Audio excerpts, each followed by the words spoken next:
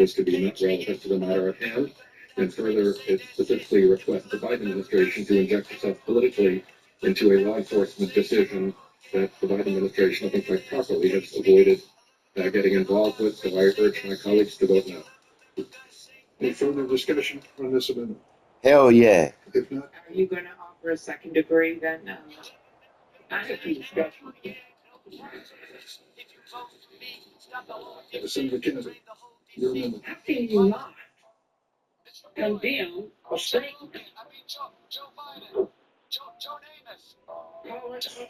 calling Justice Clarence Thomas a house slave? Come on, folks. That's all this amendment does.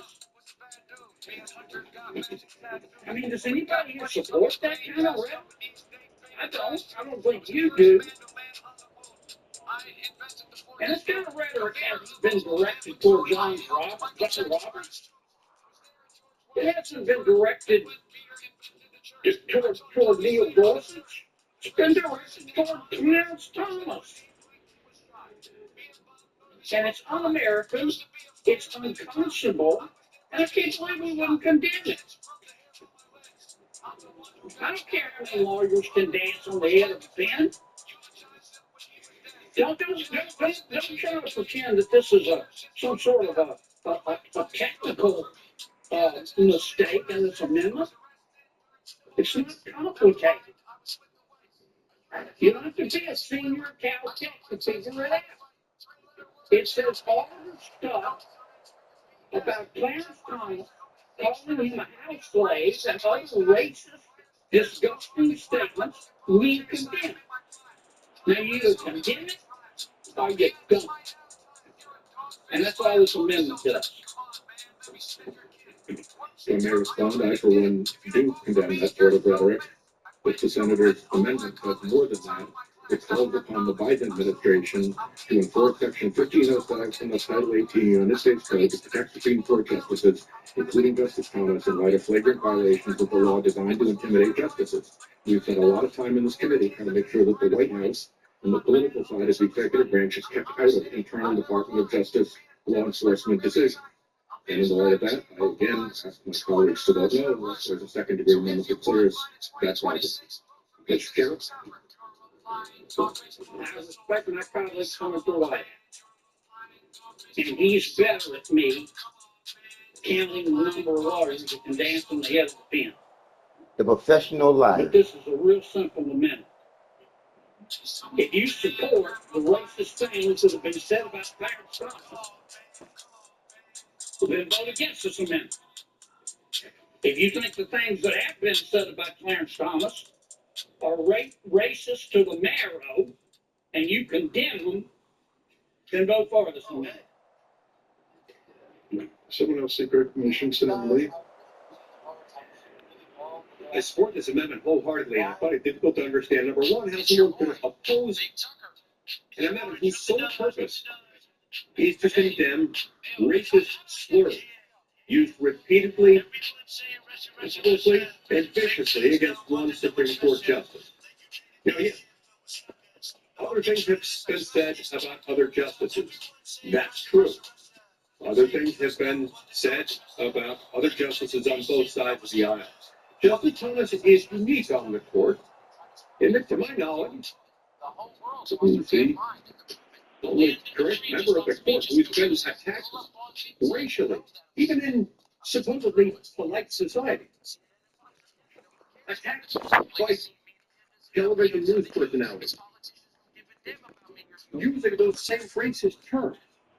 Some verbal attacks invariably culminate in, and lead to, and encourage and foment through groups like Jane's Revenge, the kinds of activities outside of justices' homes that leave them in a physically vulnerable position, with their personal safety and security being threatened and violated.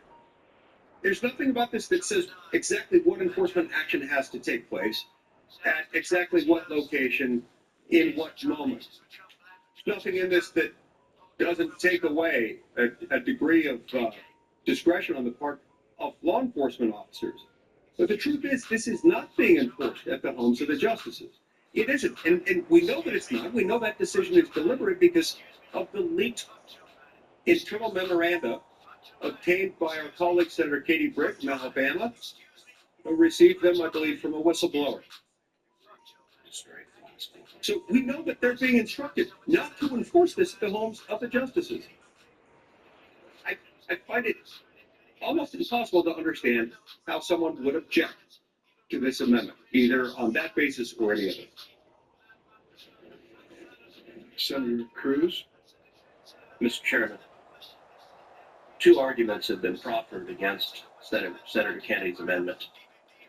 The first argument is, well, gosh, maybe there have been racist things said against other justices.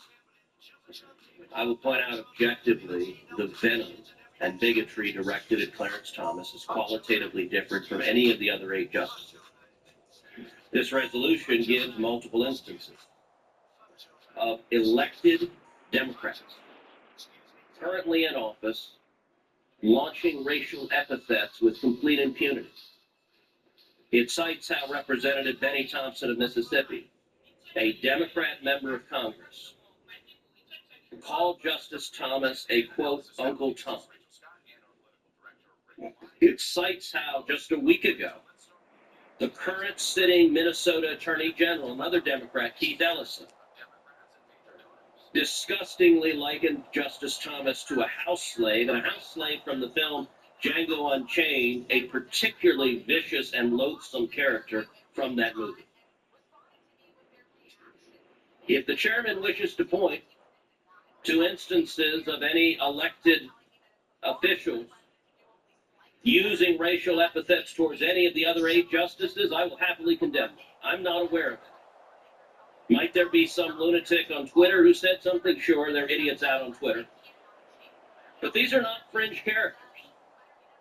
This is a senior Democrat in the House of Representatives who refuses to apologize. And this is the current Attorney General in the state of Minnesota.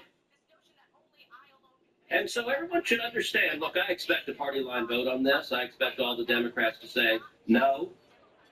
But understand, everyone watching this will interpret that quite rightly to say, you agree these kinds of racial insults at Justice Thomas are perfectly acceptable.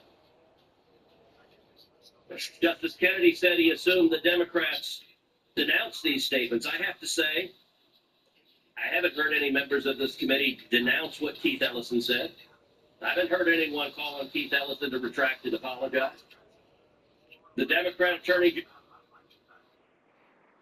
says he will take nothing less than a Mexican guy and step aside in an exclusive interview with ABC's George Stephanopoulos. The New York Times saying it painted a not-so-pretty picture, writing that Stephanopoulos played, quote, the role of an adult son guiding an elderly parent toward a conclusion that may be difficult and deeply painful to do so. What's your plan to turn the campaign around? So today, how many pictures did you draw crowds like I dreamed last night? Did you find any more enthusiastic than that?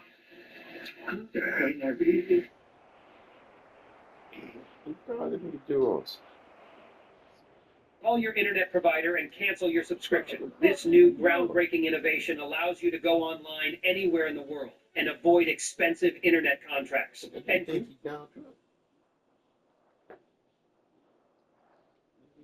I don't think you want to play the crowd game. Donald Trump can draw big crowds. There's no question about that. I am so confused, everybody.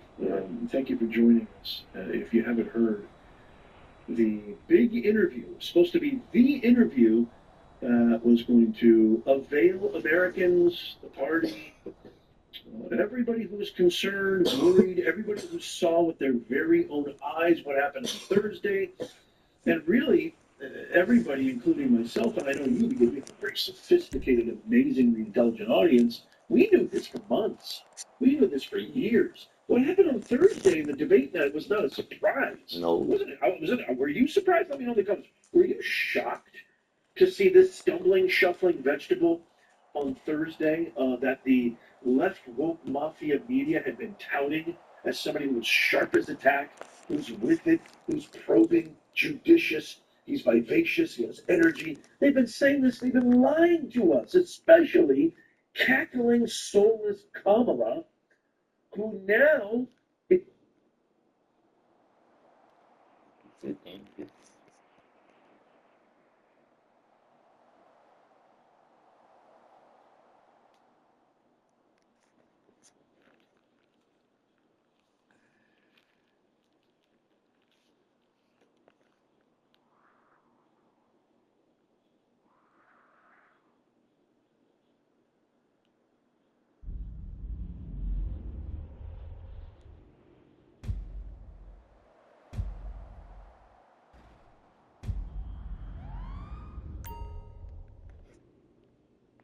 Are you ready? Yes, I am. All right, it's favor shame for William Angio. Woo!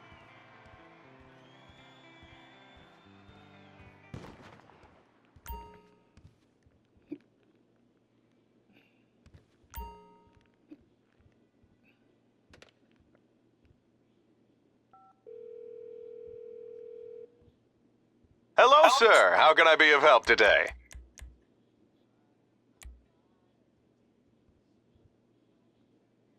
Certainly. What's your destination? I'll send that round right away.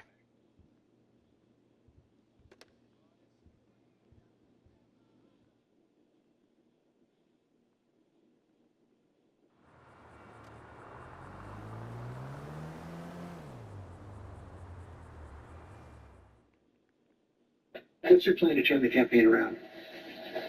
I saw it today. How many pictures did you draw crowds like I drew today? Did you find any more enthusiastic than today? I don't think you want to play the crowd game. Donald Trump can draw big crowds. There's no question about that. I am so confused, everybody. Thank you for joining us. If you haven't heard, the big interview, supposed to be the interview, was going to avail Americans, the party, everybody who was concerned, worried, everybody who saw what they were Hey, how can I help? What happened on Thursday. One limo coming up. Really, everybody, including myself, and I know you because we have a very sophisticated, amazingly intelligent audience, we knew this for months. We knew this for years. What happened on Thursday in the debate night was not a surprise. Wasn't it? Were you surprised? Let me know in the comments. Were you shocked to see this stumbling, shuffling vegetable on Thursday that the left woke mafia media had been touting as somebody who's sharp as a tack, who's with it, who's probing, judicious, he's vivacious, he has energy. They've been saying this, they've been lying to us, especially cackling, soulless Kamala, who now is playing Frank Underwood, trying to take over the entire presidency, vying inside the party. Internal PDFs and memos have been leaked. She's been trying to vie for herself, and she's absolutely livid that there's even any mention of somebody stepping up in front of her. This was supposed to be an interview. It was supposed to be hailed as the big interview with George Stephanopoulos from ABC. Just happened on Friday night. That was supposed to assuage and allay all fears, all concerns. And in this clip, he's actually touting crowds at his rally. When George asks him pointedly, what are you going to do to turn the country around? What are you going to do to turn this around? His only response, did you see what happened today? Which, his rally was at a middle school gymnasium that can barely fit the people that wait in lines for the bathroom at Trump rallies. I'm actually kind of surprised. I thought that this was going to be a total layup, a softball interview like they usually are. They're going to talk about ice cream cones and puppy dogs. But it almost feels like another sucker punch because this party absolutely devours their own. Stick around to the end because you're not going to believe what some of the highest, most respected, at least, they're the top-ranking Democratic commentators, pundits like David Axelrod, who's considered, one of the leading premier Democratic advisors, consultants, commentators, etc. Jonathan Karl, Martha Raddatz, a lot of them. Wait till you hear what they say towards the end. But let's check out some more. I'm going to share some highlights from this interview. And if you've been noticing this train wreck that's been happening, called Joe Biden for the last God knows how long. It's not just the last 18 months, 6 months, 5 years, 3 years. We've been watching this train wreck for decades. And now it's just finally the chickens are coming home to roost. Let's check out some more. A bad episode with a sign of a more serious condition. It's a bad episode. I don't indicate any serious condition. I'm exhausted. I just listen to my instincts in terms of preparing and a bad night. You know, you say you were exhausted, and I know you've said that before as well, but you came, and you did have a tough month, but you came home from Europe about 11 or 12 days before the debate, spent 6 days in Camp David. Why wasn't that enough rest time, enough recovery time? Because I was sick. I was feeling terrible. Matter of fact, the docs with me, I asked if they did a COVID test. We were trying to figure out what's wrong. They did a test to see whether or not I had some infection, a virus. I didn't. I just had a really bad cold. And did you ever watch the debate afterwards? I don't think I did, no. Well, what I want to get at is, what were you experiencing as you were going through the debate? Did you know how badly it was going? Last I checked, I don't remember a cold or getting a cold or jet lag causing me to act like a complete stumbling, mumbling, fumbling vegetable. I mean, just last I checked. If I'm wrong, let me know in the comments. Yeah, look. The whole way I prepared, nobody's fault of mine. Nobody's fault of mine. We know that. I prepared what I usually would do, sit down, as I did come back with foreign leaders or the National Security Council for explicit detail. And I realized about partway through that, I usually close the U.S. president at 10 points The fact of the matter is that what I looked at is that he also lied 28 times. I couldn't. Rescue cars part of a shipment headed out to the Pacific any day now. These guys are professional thieves with money at stake. So don't expect any in our park. Even before he spoke. I just had a bad night. That's a bad night. I can't remember anything. I'm sure you do. That's funny. I guess the problem is here for a lot of Americans watching, as you said, going back to 2020, watching, to people who are concerned about your age. And, 50 million Americans watched that debate. It seemed to confirm fears they already had. Well, look, after that debate, I did 10 major events in a row, including till 2 o'clock in the morning after the debate. So many excuses. I did events in North Carolina. Great leaders make excuses. In Georgia. Can't go with you. Did events like this today. Large crowds, overwhelming response, no slipping. And so I just had a bad week. And how quickly did it come to you that you were having that bad night? Oh, I can't When believe I had you. a bad night, I realized No. that even when I was answering the question and I turned his mic off, he was still shouting. And I let it distract me. I'm not blaming on it. But I realized that I just wasn't in control. Well, part of the other concern is that the series is a pattern of decline. It has been reported on recently. The New York Times had a headline on July 2nd, Biden's lapses are said to be increasingly common and worrisome. Here's what they wrote. People who spent time with President Biden over the last few months or so said the lapses appear to have grown more frequent, more pronounced, and after Thursday's debate more worrisome. By many accounts, as evidenced by video footage, observation, and interviews, Mr. Biden is not the same today as he was even when he took office 3.5 years ago. Similar reporting in the Washington Post and the Wall Street Journal. Are you the same man today that you were when you took office 3 years ago? In terms of successes, yes. I also was the guy who put together a peace plan for the Middle East and made it become a fruition. I was also the guy who expanded NATO. I was also the guy who built the economy. All the individual things that were done were ideas I had or I thought I moved with. And so, for example, And some bullshit, that boy. was true then, what 5 million later. Did you just see today? It's announced 200,000 new jobs.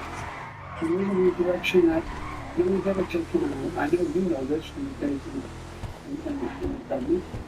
It took on big pharma. I beat them. No one thought I could beat them. It took on all the things we said we got done until we couldn't get done. Part of it is what I said when I ran. Go on to do 3 things. Restore some decency in the office.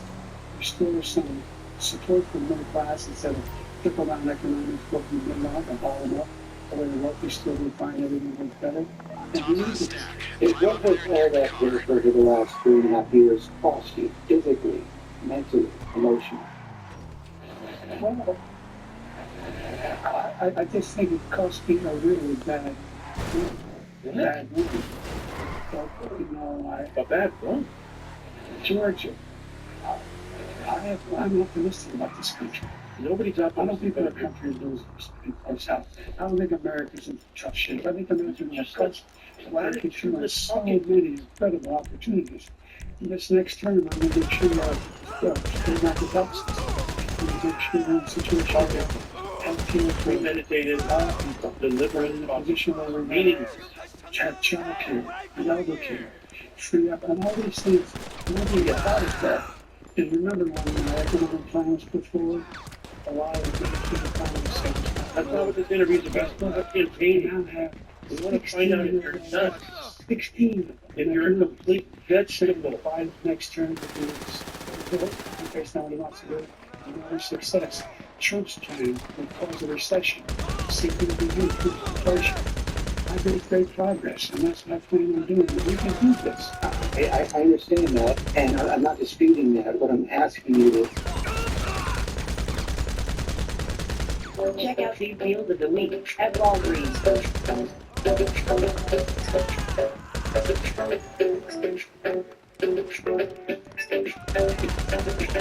Include free 1-hour delivery when you spend $35. Need a car? Well, good news.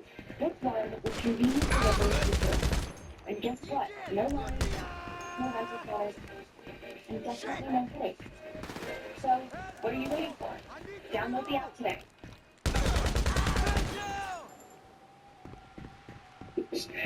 about your personal situation. Do you dispute that there have been more lapses, especially in the last several months?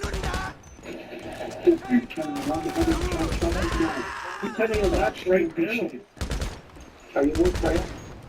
No. I know you spoke my schedule. I know you spoke to your doctor after the debate. What did he say? He said, he just looked at me. He said, you're exhausted. You're exhausted? I have medical doctors trying me everywhere, every practice. Medical doctors should the best in the world, try me everywhere I go. I have an ongoing assessment of what I'm doing. I know you said you have an ongoing assessment. Have you had a full neurological and cognitive evaluation? I get a full neurological test every day. And I've had physical. I have, I've been involved in physical. Yes. I know your doctor said you spoke to the neurologist. I guess I'm not familiar with this. Slightly different question. Have you had the specific cognitive test? And have you had a neurologist, a specialist, do an investigation? Would you be willing to undergo an independent medical evaluation of your periods, neurological and cognitive tests, and release the results? Is it nice and different? You should. I have a cognitive test every single day. No, you don't. Every day. Every day. That's what I do. And that's not right to look at that day. We need information of the world. I don't know what was wrong. And every single day, present today, working on it. Look on it. Trying to show you the detail. Very good. Going out here, I've been on the public that it's not being delivered. You don't know what we're doing, other people are in regard to expansion and everything state, taking on food. Every day, there's no day I go through the roads, the city, every single day. And you haven't. That's why we're worried. Yet there are concerns about your age and your health. are growing, so that's what I'm asking you. To reassure them, would you be willing to have the independent medical evaluation? Watch me return to normal time. We are watching you. So the right answer right now is no. You don't want to do that, right? I've already done it. You talked a lot about your successes at the beginning of this interview, and I don't want to dispute that. I don't want to debate that. But as you know, elections are about the future, not the past. They're about tomorrow, not yesterday. And the question on so many people's minds right now is, can you serve effectively for the next 4 years?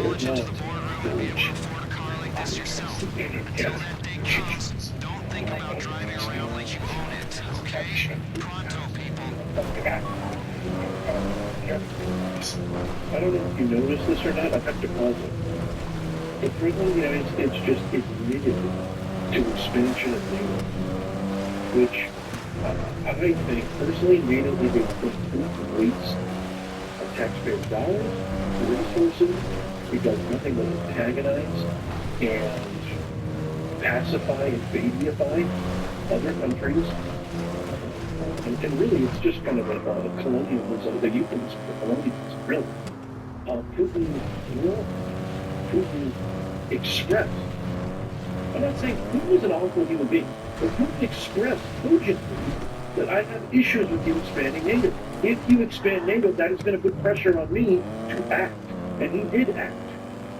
And then Biden said, well, I never expanded it. He just admitted it on television.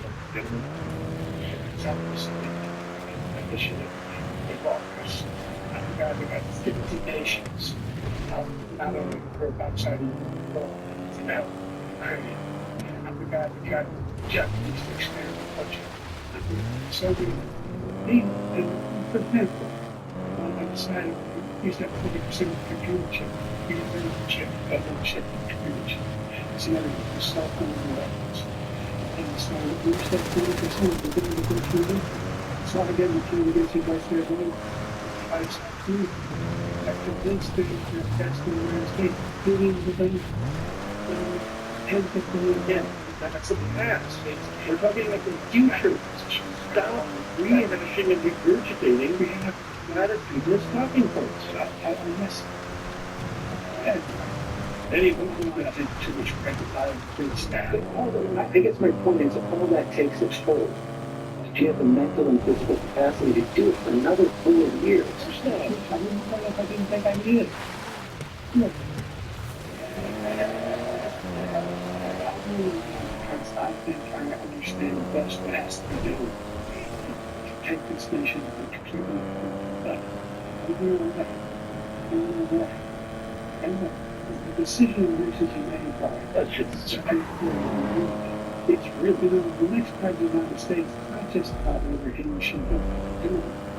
It's not about combining people making decisions.